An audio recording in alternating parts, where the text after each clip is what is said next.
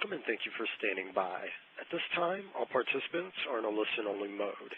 At the end of today's presentation, we will conduct a question-and-answer session. To ask a question, please press star 1.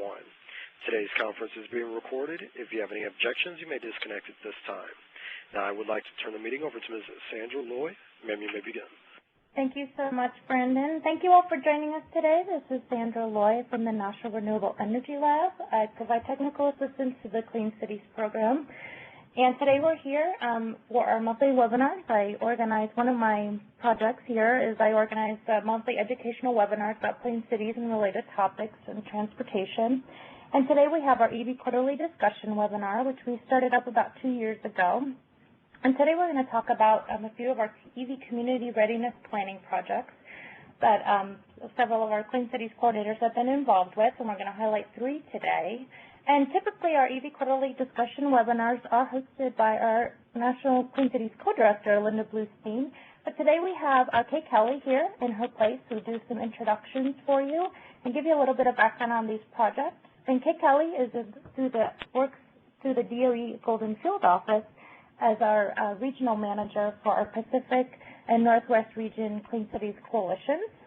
And we will be hosting Q&A, and we will have that at the end of the webinar. We'd like our presenters to get through their slides, and then we will open it up at the end for questions. So as you're listening to the presentations, if anything pops into your head, feel free to jot it down, and please hold it until the end when we'll open up the lines for questions. So without further ado, I'll let Kay get us started. Kay, you may begin. Thank you very much, Sandra, and thanks everyone for joining this next installment of our EV quarterly discussion. As Sandra mentioned, we're going to be talking about the EV Community Readiness Awards. Just to give a quick bit of background before we turn it over to the speakers, in 2011, DOE awarded 16 projects across 24 states in the District of Columbia for EV community readiness planning. It was about $8.5 million of federal funding, and there was some partner match on many of the awards as well. These were 18-month projects, local partners working toward an end goal of publicly releasable EV readiness plans. Most of those plans are in now. And at the beginning of May, we hosted an EV Community Readiness Workshop and webcast at the University of Tennessee in Knoxville, where all the projects were able to get together and share some of the lessons learned and talk about next steps. The 3 presentations you're going to hear about today are very similar to the presentations given in Knoxville. The webcast of that Knoxville meeting is linked in here at the bottom of the slide if you're interested in going back and seeing all the presentations, but this will just give you a taste of them today. Also, if you're looking for any of the EV readiness plans, all of the results from these 16 projects, the plans and other products are on the website that you see here, the Clean Cities/Electric Vehicle Project. So feel free to visit that page. And also wanted to mention that in cooperation with our partners at Argonne National Lab, we are working on a synthesis report. Right now we've got several dozen plans when you add all of them up, because some of the projects had multiple plans. So they're working on a synthesis report for us and a reader's guide to help you navigate through all the plans and then find the sections that you're most interested in. So stay tuned for that coming soon. Also wanted to, as always, just post our information on our 3 websites, the Clean Cities website, the Alternative Fuels and Advanced Vehicles Data Center, and Clean Cities Coordinator contact information, just so that you have those websites handy. And also wanted to remind you that if you want to be included on announcements for future Clean Cities webinars, you can email Sandra Loy at the address here. And then Sandra also sends out information after these webcasts conclude so that you can view the recording and the presentations later as well. All right, so without further ado, I'm going to begin with our first speaker. We have 3 speakers today. Kim Terrell from Denver, Christina Fichikia from New York City, and Don Francis from Atlanta. Kim will be starting us off talking about Project Fever. Kim has been with the Denver Metro Clean Cities Coalition for 2 years. She manages programs in the coalition such as the Clean Air for Schools Engines Off anti-idling program. She coordinates marketing membership efforts, does education and outreach initiatives such as those for Project Fever, which she's going to talk a little bit about today. Prior to joining Clean Cities, Kim did environmental policy work for the Colorado Energy Office and the Colorado Department of Public Health and Environment. And she has over 15 years of marketing and management experience in the corporate and nonprofit sectors. Kim has her MBA from the University of Denver and is a LEED AP certified. She also serves on the Governor's Pollution Prevention Advisory Board in Colorado. So please welcome Kim. Kim, take it over. Great. Thanks so much, Kay. It's really a pleasure to be able to speak to everybody about Project Fever and just share some of what we learned here in Denver as part of the process for the EV Community Readiness Plan. So Project Fever was a statewide plan, so it encompassed the entire state, which, as many of you know, Colorado has obviously a very large urban corridor, as well as a extensive, rural network.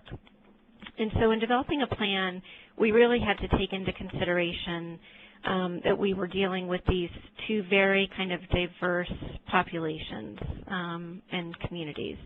And so that was definitely one of the challenges for us, and obviously also an opportunity, so it was great. So as far as Project Fever goes, Fever stands for Fostering Electric Vehicle Expansion in the Rockies.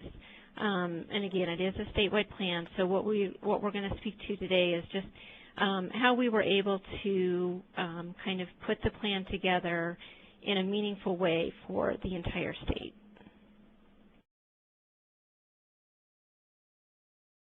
So the first thing, obviously, when you're putting a plan together is to identify what the project goals are going to be. So I won't dive into our specific goals for Colorado, but just speaking broadly about developing those goals, what do you want the outcomes to be in terms of, both your project and your outreach and education efforts.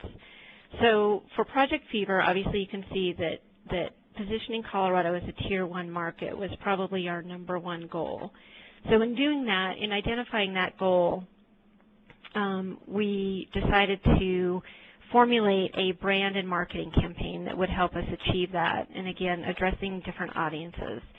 And Colorado, we had 106 partners that were involved in the Project Fever process from start to finish. So we really looked to the expertise of those 106 partners in helping us set the project goals, but in turn also being ambassadors for the project in their various communities.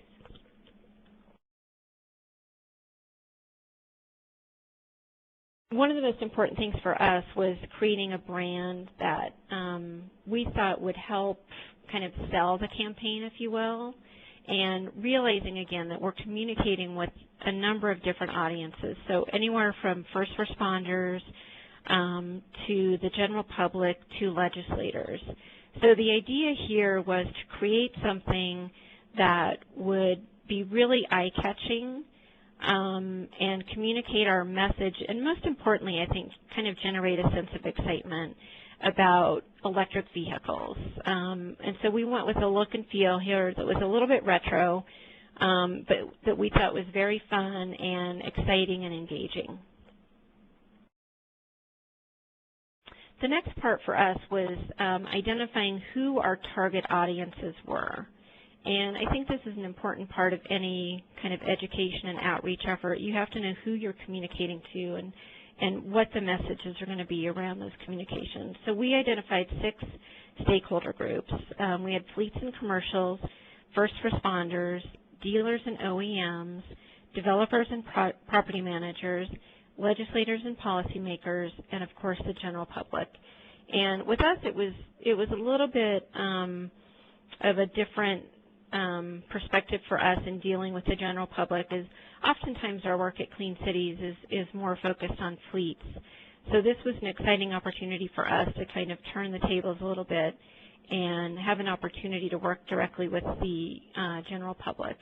I would also say that just in terms of reaching out to a broad audience, we identified that one of our main methods in doing that would be the creation of the Electric Ride web portal.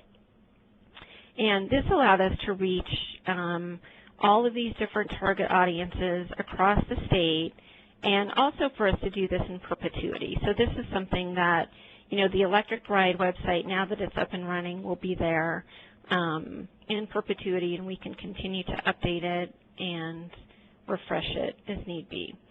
So for each of the different audiences that we identified, we had different, I would say, speaking points and topics of interest that we knew were important to those different audience groups.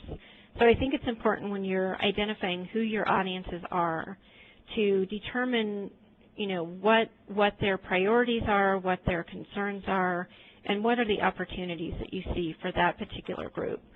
So obviously for fleets, we were looking at what their duty cycles and fleet routes were, and obviously the costs and benefits of EV adoption. For first responders, the focus was on safety and training. So we partnered with a local community college to deliver several training sessions, which I think was very impactful. For dealerships and OEMs, it's what we found is that selling electric vehicles is definitely a different paradigm than selling traditional vehicles. And so we've worked with OEMs and I think dealerships on what this new paradigm may be. And what we found is that buyers are coming into dealerships very educated on the product typically.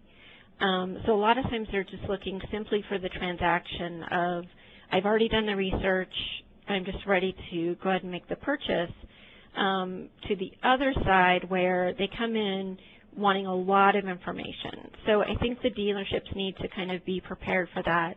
So that's something that we've been working with local dealers here in Denver just to kind of help them adjust where those adjustments need to be made. So it's actually been a really exciting opportunity for us. In terms of developers and property managers, we try to turn to experts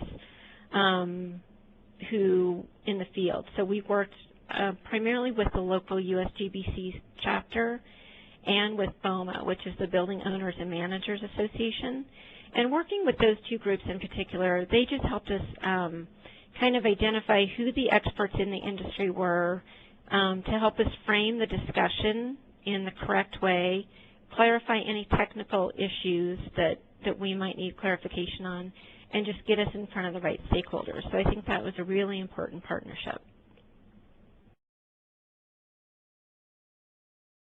In terms of legislators and policymakers, I think one of the most important things to keep in mind is we, many of us work with legislators and policymakers on a regular basis. And in working with this project on the EV Community Readiness Plan, it was very important for us to kind of take a step back and remember that we are fuel neutral and technology neutral. So sometimes it's a little bit easy, I think, to get carried away on some of these different programs, but I think it's very important to just kind of keep the big picture in mind and know that this is one technology and one fuel type. I think the other thing that was important to know about working with legislators and policymakers as well as the general public is just dispelling a lot of the myths around the particular technology and working with them to understand how the implementation of that technology would work in their particular situation or in their community. So a lot of our communications with those audiences were kind of centered around that. So this is just a screenshot from the Electric Ride web portal. So this is something, we actually went through an RFP process and looked at several different web communication firms in developing the website and the look and feel and the functionality. So I think this turned out to be a great website. It has cost calculators. It has information on kind of the whole supply chain, if you will, in looking at someone who is just maybe thinking about an electric vehicle to someone who's actually ready to purchase one to a building and owner who's ready to install EVSE on their property. So it just has a wealth of information.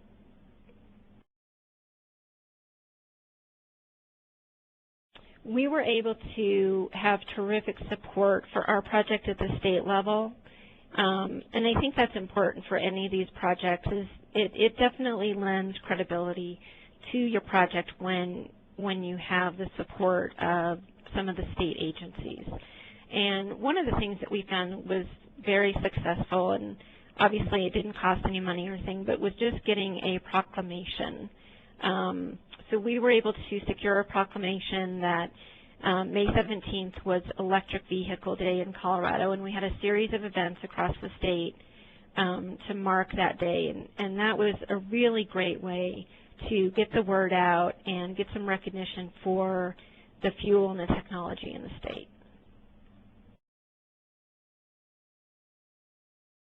So probably the biggest way that we chose to do education and outreach was through a series of outreach events. So it just so happened, as far as timing goes, that the grant announcement was made in 2011, which also happened to be about the time that the first National Plug-in Day event was rolled out with the Sierra Club and Plug-in America. So we staged a small event here in Denver. And it was kind of interesting because initially we weren't sure, exactly how many vehicles we could get or where they would come from. So I think we had about, I would say, 10 vehicles that we kind of had planned to come, some from NREL, some from the city and county of Denver.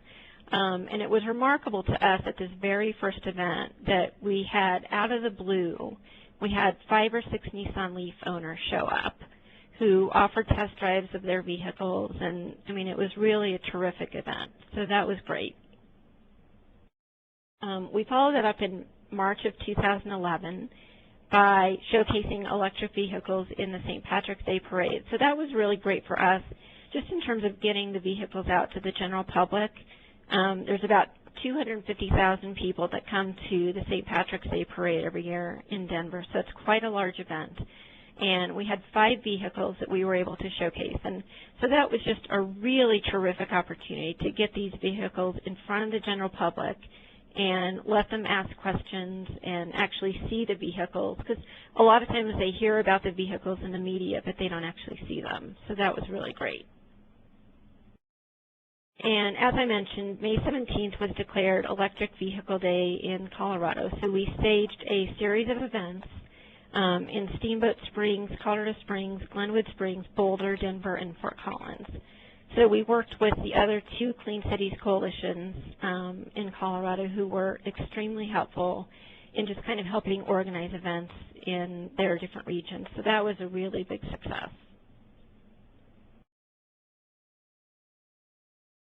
So we also hosted the Electric Avenue as part of the World Renewable Energy Forum, which took place in Denver in May of 2012. So we were able to work with some partners to secure a downtown parking lot that was in a prime location. And we staged about probably 30 vehicles and different vendors at that event. So it was a 2-day event.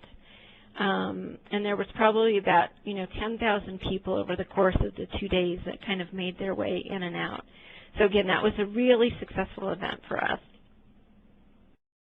The second annual National Plug-in Day was held in September of 2012, and we staged that at the Forney Museum of Transportation. And as you'll see, the vehicle in the picture we called it the Cheese Wedge. And that was, I think that's a 1979 Sebring electric vehicle. So the theme of our event that year was electric vehicles then and now. And it was really exciting because we had a 1916, I think it's called a Detroit Coupe. So we had those, showcased right alongside the brand new Chevy Volt and Nissan Leaf. So it was really great to kind of just see how the technology has advanced over the years and kind of see the old vehicles next to the new vehicles. So when we completed our plan in December of 2012, we hosted an event with a local scientist who I think really helped us put everything in perspective in terms of the impacts of electric vehicles, in terms of looking at the positive environmental benefits. And so that was a really just another great way for us to kind of get the message out. And and position it in a different light than we had for other events. So we used at both of our plug-in days, we decided to showcase these different films, What is the Electric Car and Revenge of the Electric Car. And those were both great ways just to, I think, engage kind of a broader audience, because sometimes people aren't always like, you know, car events are not necessarily on their radar, but a lot of people might be looking for, like, you know, what's a cool film that we could go to this week or this weekend. And so this was a great way for us to kind of reach out and engage a different audience than we might necessarily get at just like a car event.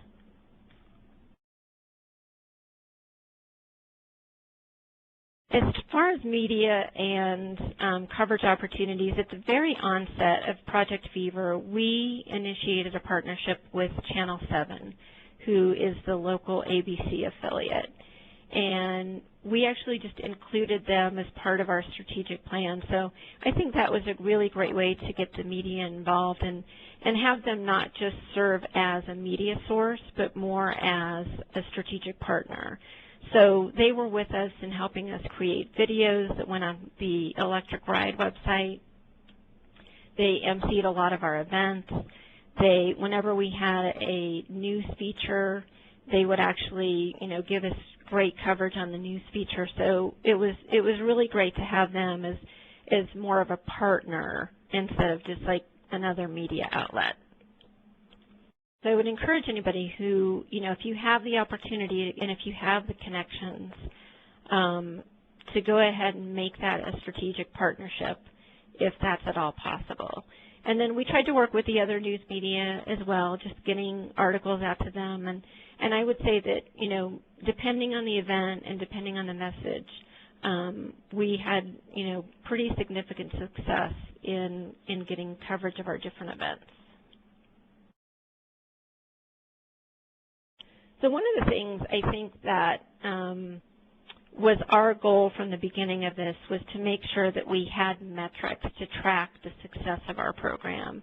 And I know oftentimes it's easy to get caught up in simply implementing a program, and it's easy to forget that it's helpful to have those metrics. So I would just suggest that whenever possible, try and quantify the impact of your event. And this is helpful, you know, in terms of getting sponsors for events. So if you're going forward and you can say, well, we know we had X number of people at this event, then that really helps a sponsor make a decision about whether or not this might be an event that they want to be part of. I think obviously it can sometimes be challenging to track exactly how many people come in and out of an event. So it's helpful to have someone on the staff who, or maybe you can have a volunteer do this, but just have them kind of keep an eye on people coming and going, or if you have some sort of system such as admission tickets or items that are sold or given away that you can count, then that's a really helpful way to kind of help you just put some numbers behind your events. So the past year in Colorado, I think, because of Project Fever, has been really successful on a number of levels. So the past legislative session, we were able to have 6 new bills regarding alternative fuel vehicles and transportation in the state of Colorado. So probably the most significant is the extension of the tax credit, which is up to $6,000. And also the creation of a fund for future EVSE projects. And right now there's funding through our Regional Air Quality Council. So just with the first round of funding that was awarded in March, it will double the number of electric vehicles charging stations in the Denver metro area. So that's pretty significant. I definitely think that going forward, just based on our conversations that we've seen, Colorado has moved up as kind of a top-tier market in the marketplace for EVs, and that was, you know, our project goal. So we feel really good about that.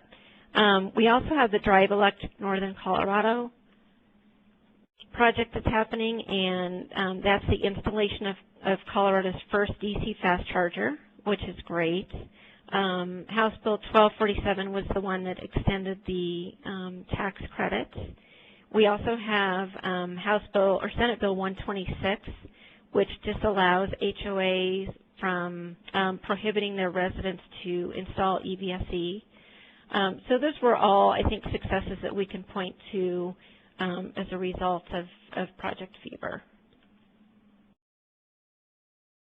Speaking to lessons learned, I think, this was a learning process for all of us, and I think going forward, we're just a much stronger coalition, and we're a much stronger network. So as I mentioned, we had 106 partners from across the state that participated in Project Fever.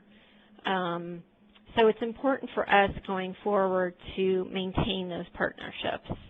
And that's definitely what we're working on, and there's a lot of momentum in the industry, so we don't want to lose that momentum. And I would definitely say to all the other organizations that participated in the EV Community Readiness Plan is just to know your value and don't lose the momentum on these projects, because everybody worked very hard and we made significant progress. So in some ways that was just hopefully the beginning and the stepping stone for much bigger things to come. And that's it. I'm happy to take questions. At this time, if you would like to ask a question, please press *1. Please unmute your phone and record your first and your last name. Your name is required to introduce your question. To withdraw your question, you may press *2. Once again, at this time, if you would like to ask a question, please press *1. One moment, please, for our first question. And actually, I think we were going to hold questions till the end. Is that right, Sandra? Yeah, but that's fine. If anyone has a quick question, we can just jump in now and then close lines and then do the questions once the next two presentations are completed. Okay. Are you seeing any on the line, Brendan?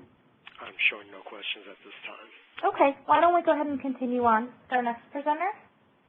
All right. Thanks, Kim. Our next presenter is Christina Ficicchia. Christina is currently the Executive Director at Empire Clean Cities in New York City.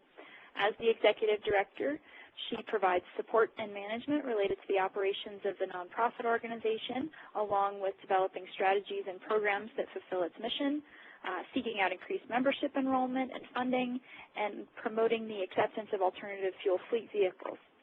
She also acts as the U.S. Department of Energy Clean Cities Coalition Coordinator in the New York City and Lower Hudson Valley region. In this role, she collaborates with state, county, and federal regulatory agencies, interest groups, media, consultants, and other Clean Cities coalitions across the country to develop policies, coordinate work, and exchange information. She represents the coalition in public and private forums and manages various projects that increase the number of alternative fuel vehicles on the road and that increase alternative fuel use to facilitate petroleum reduction, including the EV project that she's going to present on today. So Christina also coordinates various local events related to promoting alternative fuels and alternative fuel vehicles and develops and implements policies and long-range organizational goals. So welcome, Christina. The floor is yours. Hi, good afternoon, everyone. Can everyone hear me okay? Perfect. I don't know where that bio seems like it's like 4 different bios put together.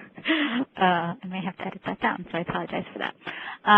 But I'm Christina Ficicchia with Empire Clean Cities, and as you can see from our first slide, we really are working in New York City and Lower Hudson Valley and promoting green fleets for a sustainable community here locally.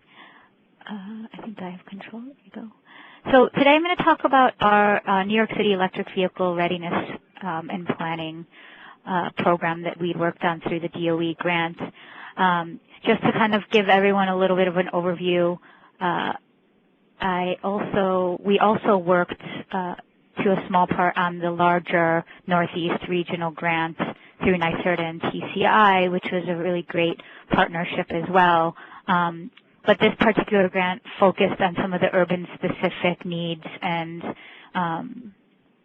areas that are, pretty specific to New York City, but we realized as we were going through the processes, and now that we're seeing where the rest of the country is going and where the electric vehicle industry is moving, that there are a lot of really interesting pieces that we focused on here that I think are going to have a lot of impact in other parts of the country that may not be as urban as New York City. Just wanted to point out all of our different partners. We did start the program as a 3-city partnership with Boston and Philly to try to make a connection there, particularly looking and thinking about how electric vehicles will move in between those urban areas. We worked closely with our city DOT, and we also worked very closely with the mayor's office, who helped put this plan together. And most importantly, or not most importantly, but as importantly, we worked with our local utility, Con Edison, to talk about some of their rate issues and some of the electricity demands that may be being created through increased electric vehicle adoption. So just to kind of give a little bit of an overview of the nuts and bolts on the planning side. So the New York City Mayor's Fund and the Mayor's Office of Long-Term Planning engaged an investigation to solve policy, legislative, and grid barriers. So they, we all collaborated together with, as I mentioned, DOT and Con Edison and our other partners to come up with this planning study to look at some of those specific issues on electric vehicle adoption and charging, which I'll talk about in just a minute here. But I just want to mention that we were really lucky in our region because the mayor's office a couple years ago had gotten McKinsey to do a study on EV adoption in the New York City area. So we were able to take a lot of that information and expand on that information in this particular study. Which actually, that's my next slide, sorry about that. So in 2010, that study looked at EV adoption in New York City and what New York City's role was going to be, and basically came up with 3 major issues that needed to be overcome. One of those being increasing the charger accessibility, improving vehicle economics was the second, and then conducting public outreach. So as I mentioned, because we had that guidance and some of that information and data collection and analysis a few years ago, we were a little bit ahead of the game and were able to focus in on those specific issues and try to tackle them. So we did. And one of the first things I'll talk about is increasing charger access. And I know what we realized is through some different studies is that a large percentage, as you can see in that graph there, 42% of parking parking permitted in the last few years has been in Manhattan. And we wanted to make sure that the building codes were updated so that those new parking facilities would be, quote unquote, EV ready.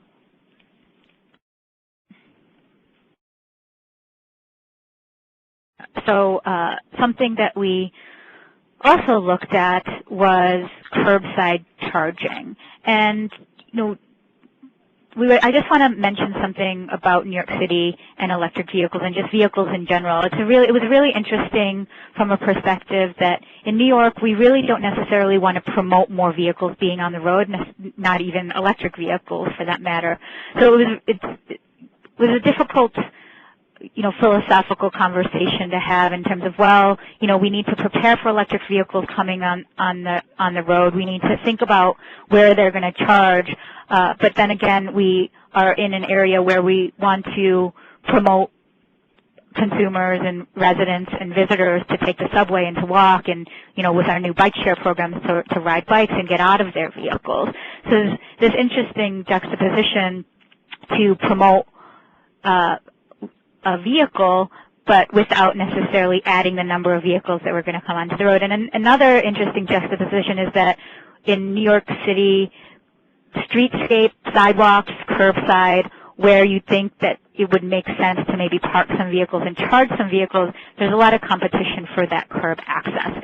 So, whether or not the city is going to put curbside charging accessibility and implement that in the near future is something that I think is still to be decided. Then again, we still wanted to look at the possibility of having curbside charging, because we do feel that if electric vehicles are going to be deployed on a mass scale, some of them are going to need to at some point perhaps be charged on the street.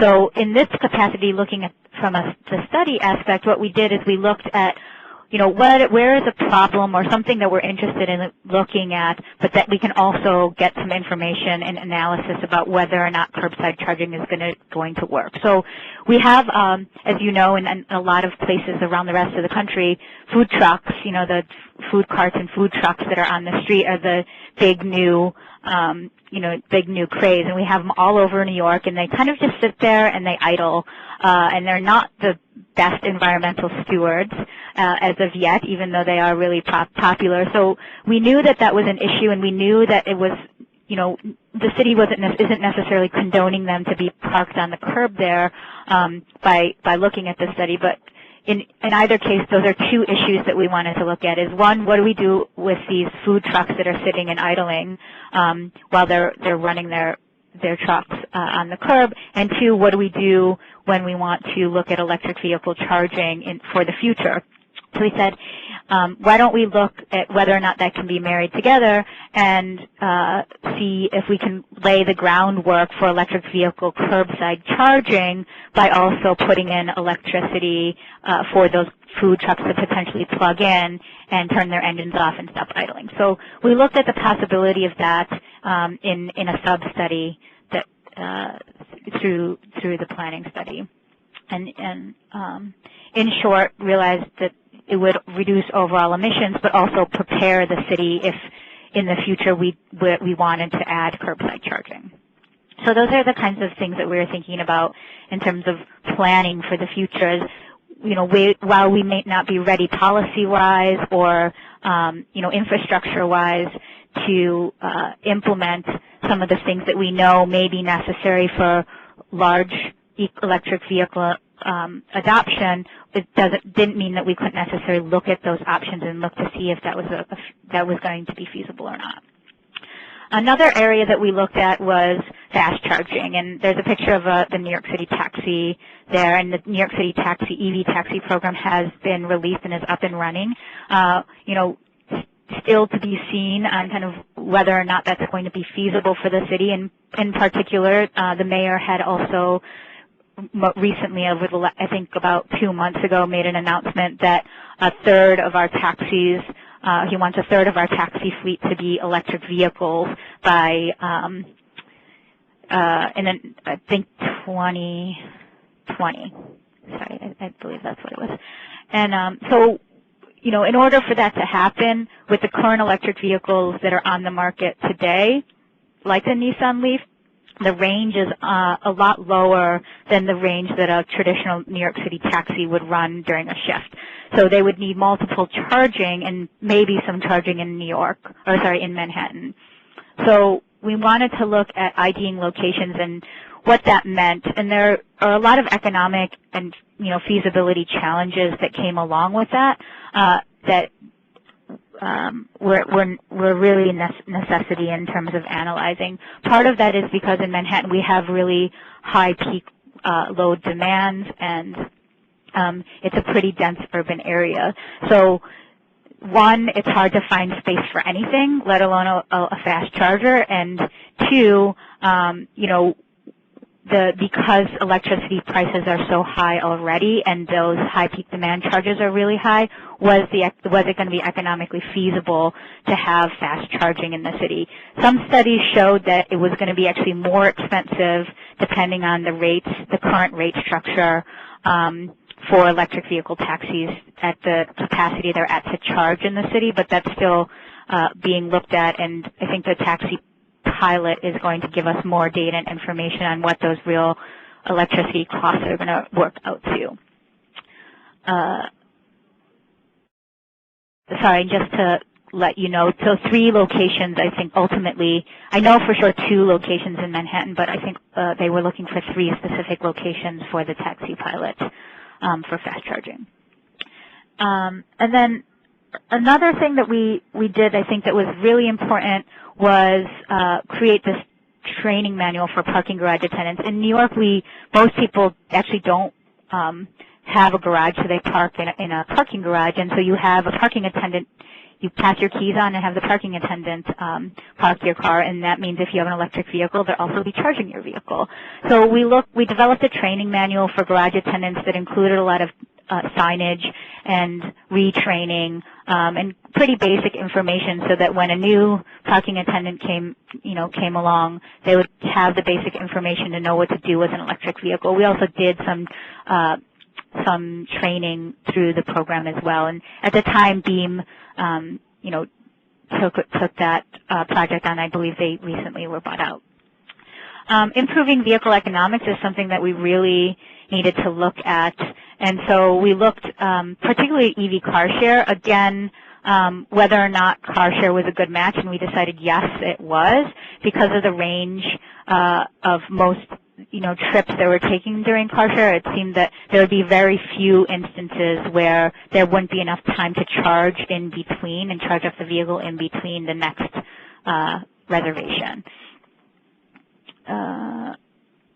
So time of use metering, this is another issue in New York where, we wanted to figure out if there was going to be an ability to use specific time of use rates for electric vehicle charging, and that would mean a second meter, which is pretty costly. So we looked, Con Ed is looking at using sub-metering or other alternatives so that, customers can take advantage of what is the equivalent of a second meter without incurring the large cost of adding that second meter.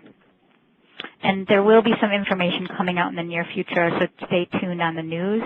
If you follow New York City news, you may hear some new rate information. And the third thing is,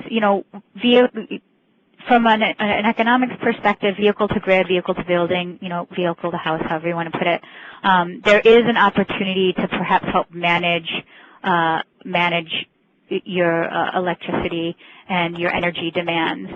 So using electric vehicles. So we wanted to make sure that that was going to be something the city could take advantage of. There are a lot of obstacles still preventing V2G, V2B to really actually happening right now. That being said, though, the city is looking to make sure to install larger conduits in areas where they can to prepare for V2G, V2B in the future. So conducting public outreaches, again, I think that I won't go over this too much because I agree a lot with what happened in Colorado. We did, we had a lot of the same kinds of conclusions and did a lot of the same sorts of events. We actually, at one of our plug-in days in Times Square, we had a Nissan Leaf dealer come over and hug one of my staff members because he basically said that, he was able to sell 14, more or less. He couldn't sell the vehicles there, but he felt that he was going to sell 14 vehicles because of that event. And, in Times Square, it's, closed to traffic, so they weren't even actually riding the vehicle. They were just touching the vehicle. So it's really important to get consumers out to see the vehicles and to see them. And another good thing nice thing about car share is that it allows for that ride and drive experience by being able to rent an electric vehicle car share versus maybe a traditional car share as well. So that's something that we looked at. So Mission Electric was our big outreach campaign, and the site's a little bit dormant now, but if you want to check back on it and check on our site, there are some things that are going to be moving by the end of the month. And we ran a few campaigns at Mission Electric. One was, it was a map-based program, so we said, similar to what they did in Colorado in a few instances, is rather than try to organize events and have people that may not be interested in electric vehicles trying to get them to come to our events, he said there's a ton of events happening over the summer in New York. Why don't we go and crash them and quote-unquote electrify them? So we let consumers go online and vote which street fairs or which events they would wanted us to come and crash and electrify by bringing an electric vehicle to. So those are pretty successful, and it was a different approach. Again, Clean Cities has always worked directly with fleets, and this is an opportunity for us to work with consumers, and the outreach approach was a lot different, and it's kind of fun to do it from a different angle. A second and third campaign that we ran one was with Hertz Connect, their electric car. I believe they're rebranded to Hertz 24/7. And we allowed consumers to go on and vote and say which of their parking garage locations were going to get an EV, which is really interesting, in terms of quantifying our outreach. We got about 1,000 visitors and 400 Facebook likes out of that, which we would have liked to see more, but at the same time, I think it was a really interesting PR and customer engagement opportunity. Another campaign that we ran was an e-truck challenge, and Duane Reade, which is our local pharmacy, was deploying a number of electric trucks, Smith electric trucks. So we allowed consumers to go on and vote which neighborhood was going to get a service and a delivery from their electric trucks, basically saying, I live in this neighborhood, I'd rather have an electric truck deliver my goods to Duane Reade that I'm going to pick up later by foot than a diesel truck. So we had a little bit larger of a visitor impact from that campaign. And that was our website visits.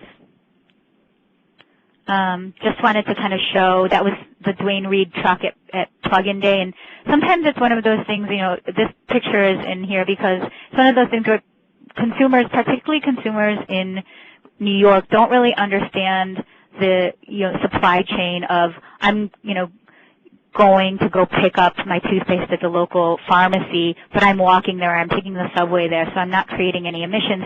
They don't they don't make the connection to the rest of the supply chain that toothpaste had to get there somehow, and most likely it was in a truck. So the fact that we can get an electric truck on the road making those deliveries and take some diesel trucks off the road, reducing our emissions is a really kind of interesting outreach tool, an educational tool to get consumers to really understand the importance of electric vehicles and electric trucks out there today, even if they're not going to be the drivers of them or even own an electric truck or electric vehicle. So electrified events. So I just kind of wanted to show a few pictures. We had an electric Ford drive out onto the Staten Island Yankee game, and our intern threw the first pitch. Again, going to an event where people aren't expecting to see something around electric vehicles. They're there for a different event, but yet they get some information about an electric vehicle and some information that they may not have known before coming to that event. We also had, kind of coupling with other similar events as the BMW's Active E showcase at the Das Haus in White Plains. Das Haus was the German consulate, had this 100% sustainable house that was off the grid, and we also brought a BMW Active E there and plugged it into their off-the-grid house to show that you can, have a complete off-the-grid sustainable lifestyle that way. So again, educating people on the built environment side about the opportunity to also improve their transportation, their emissions off of their transportation. There is my information, and if you have any questions, I know that we'll hold them to the end, but feel free also to email me directly. Thank you. Thank you, Christina. Our final presenter will be Don Francis from Atlanta Clean Cities.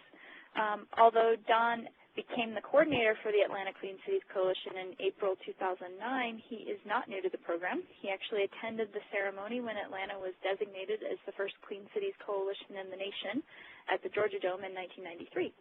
A nice tidbit of information considering that Clean Cities will be celebrating our 20th anniversary next week. And prior to being elected as the coalition's coordinator, Don served on the board of directors and as the treasurer from 2000 to 2005. He has 40 years of experience in automotive engineering, sales, and marketing activities. He was previously employed by Georgia Power for 31 years, 13 of which he was assigned to the electric transportation program. His primary responsibility was business unit management for the sale, installation, and service of electric vehicle chargers to internal and external customers. During this time, he served on many local community and industry committees working on EV infrastructure and market development. Don continues to be active in the electric vehicle community. He is a member of the board of directors of the Electric Auto Association and a member of the Society of Automotive Engineers. So, Don, go ahead. Thanks, Kay. And if I stop talking, that means I've had to mute myself because for some reason I've come down with a cold today. So it isn't because I have quit talking. Let's talk about the Southeastern Regional Program we put together.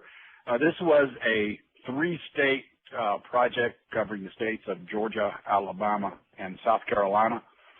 Involved the 3 coalitions in the 3 states, our coalition here in Atlanta, Palmetto State Clean Fuels Coalition, Alabama Clean Fuels Coalition.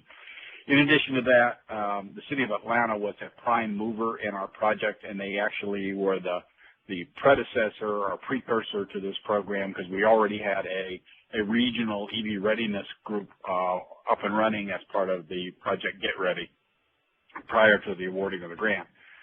Center for Transportation and the Environment handles our grant administration, makes sure that we get our reports in on time, pay the bills correctly. Southern Company did our grid analysis because they are the primary electrical supplier in both the states of Georgia and Alabama. Clemson University provided a lot of our studies on where vehicles were going to be located. In addition to that, with the Regional Planning Commission in Birmingham, they did a lot of our GIS analysis. Again, you've seen this slide, so I'll step back this one. Here, let's talk about what we learned. When we started doing demand forecasts, that was one of the first things we looked at, which is how many vehicles did we think would be in the region.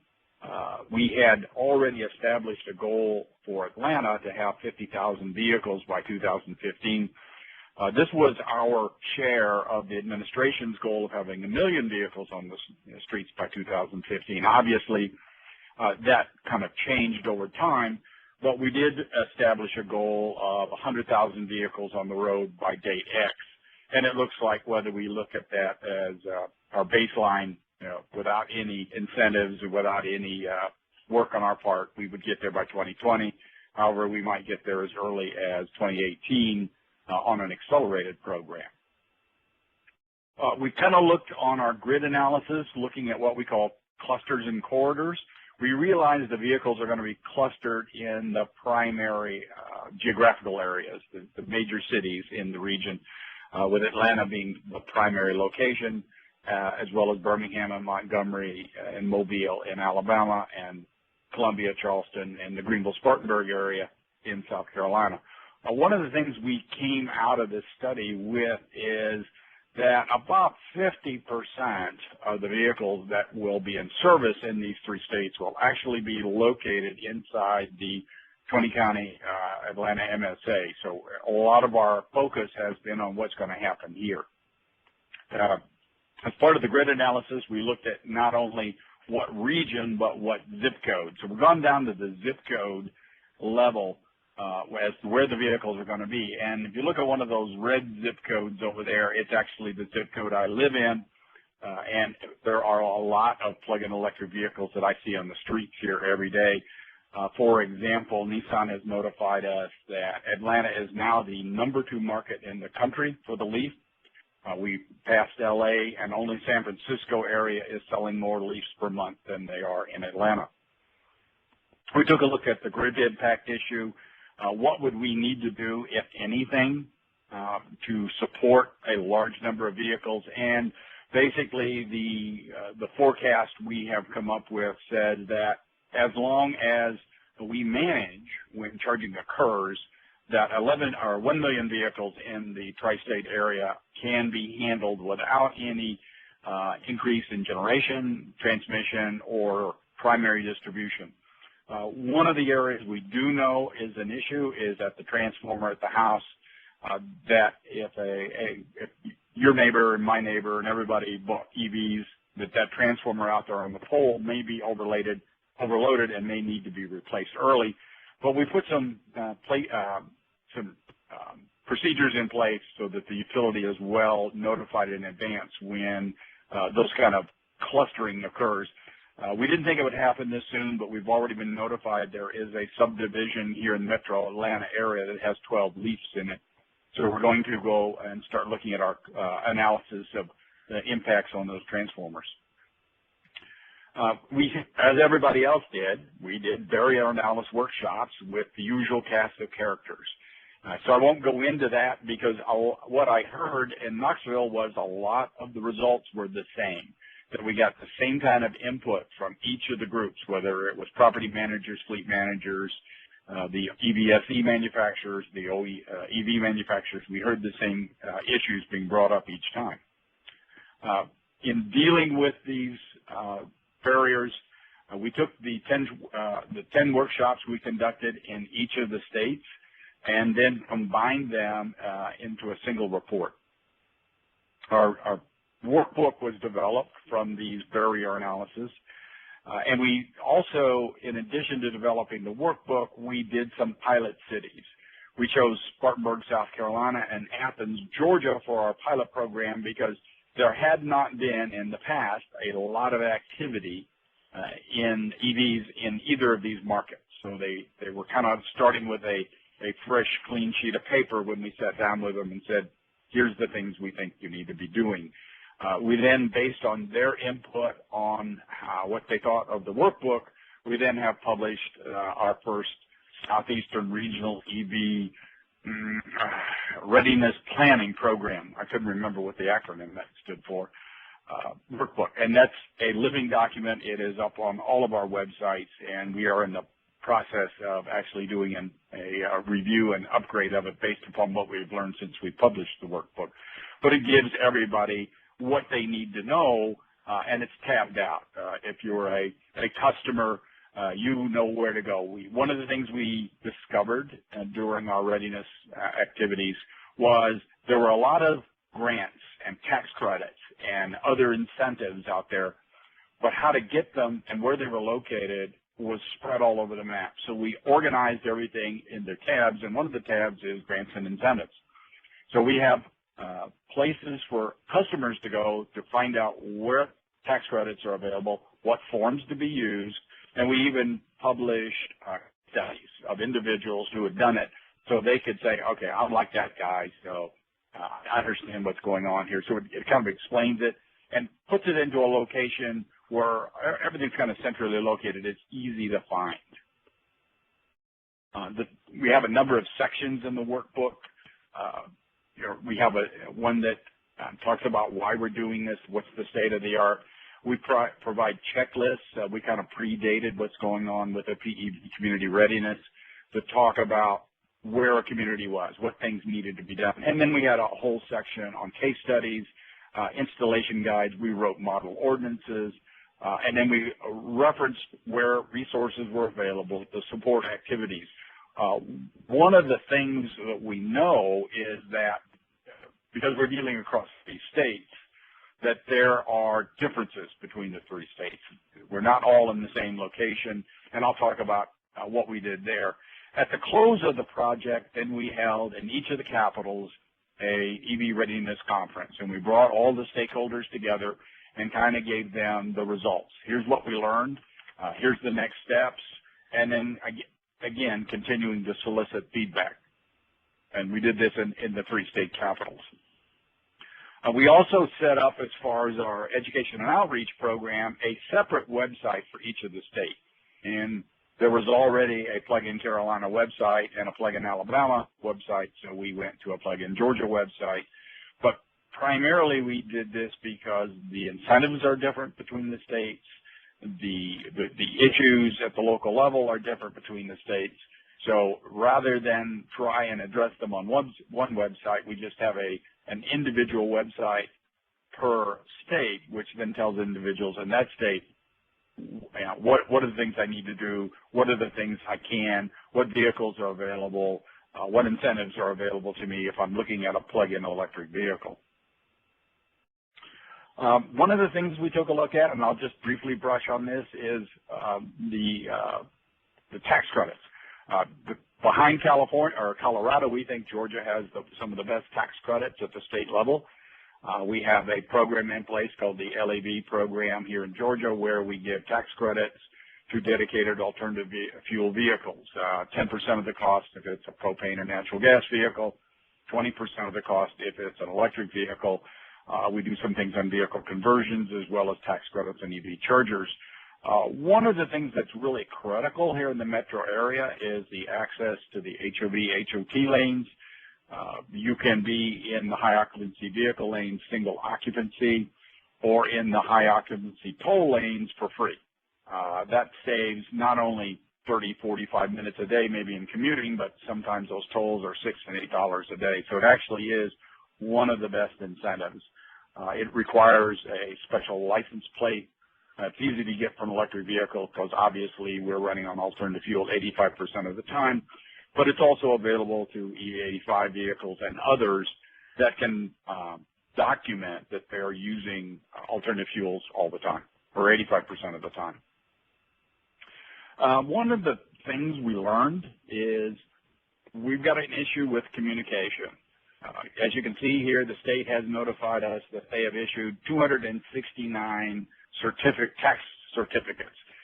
These are primarily spread between natural gas vehicles and electric vehicles, natural gas vehicles and propane being in the low emission vehicle category, and electric plug-in battery electrics, because the Volt doesn't qualify for the tax credit in the zero emission, and then the dollar figures there. The problem we see here is there's 269 certificates have been issued, but we know there's at least 1,066 vehicles that have been delivered during this period of time. So there are people who are getting the vehicles who are not applying for the tax credit. So we don't know what the issue is there, whether it's education or we just don't know. So we started, some outreach activities to the dealers as well as to the customers to let them know that it exists. That's a very quick overview of what we've done with our program, and I will turn it back to Kay for questions. Thank you, Brandon. Can we go ahead and open up the lines for questions, please? At this time, if you would like to ask a question, please press star 1. Please unmute your phone and record your first and your last name. Your name is required to introduce your question. To withdraw your question, you may press star 2. Once again, at this time, if you would like to ask a question, please press star 1. One moment, please, for our first question. Great, thank you. I just want to say a quick thank you to all of our presenters for taking time to be on the webinar today, and thank you to all who are on the line listening, hanging in with us. Please chime in with questions if you have any.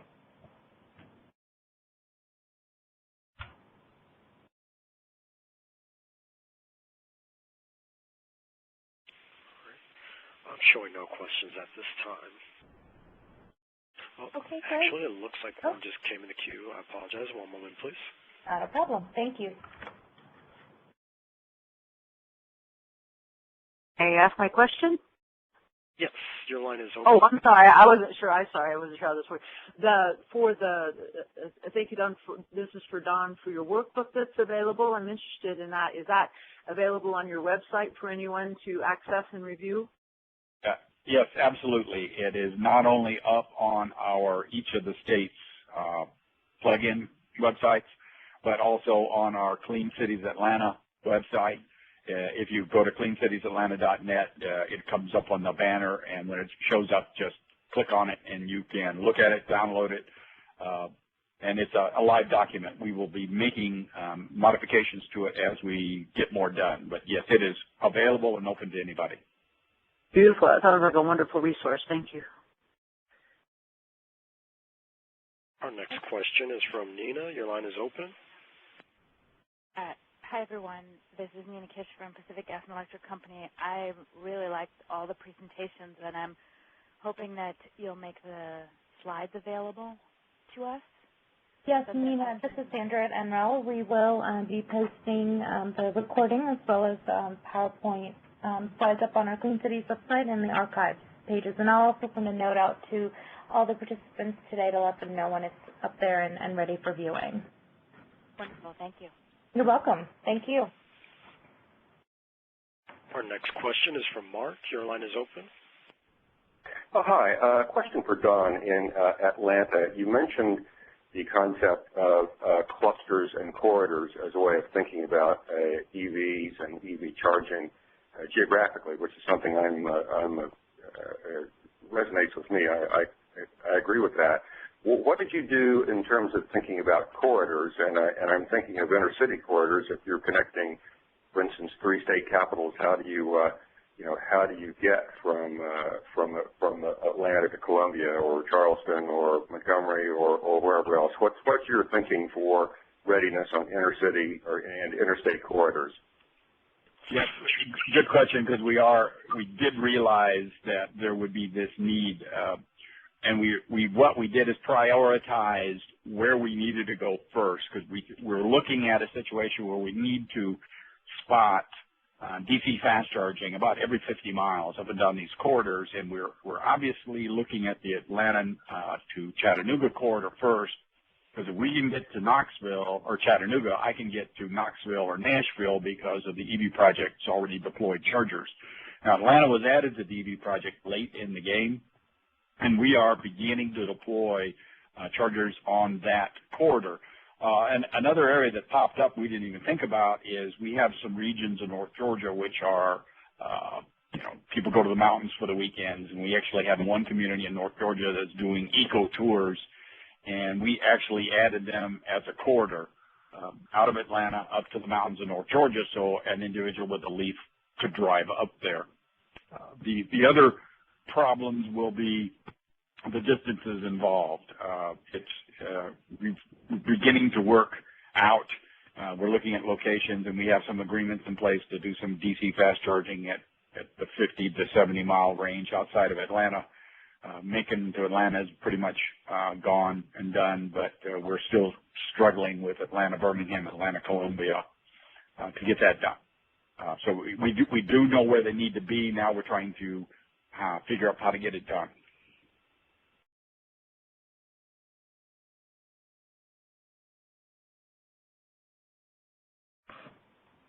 Great, thank you. Brendan, any other questions on the phone line? I'm showing no further questions at this time. Okay, well, great. Any of our speakers, okay, any final thoughts before we wrap up? No? Okay, well, hearing none, thank you again to all of our presenters. Thank you to all of those listening in today. As I mentioned, we will be posting the recording and the copies of the slides up on the Clean Cities website and our webinar archives pages. I will send an email in the next week or so letting y'all know when it's posted. If you need them in advance, feel free to send me an email at sandra.loy, L-O-I, @nrel.gov. And thank you again for participating, and we will talk to you soon, I'm sure. Have a great week. Thanks, everyone. This now concludes today's conference. You may disconnect at this time.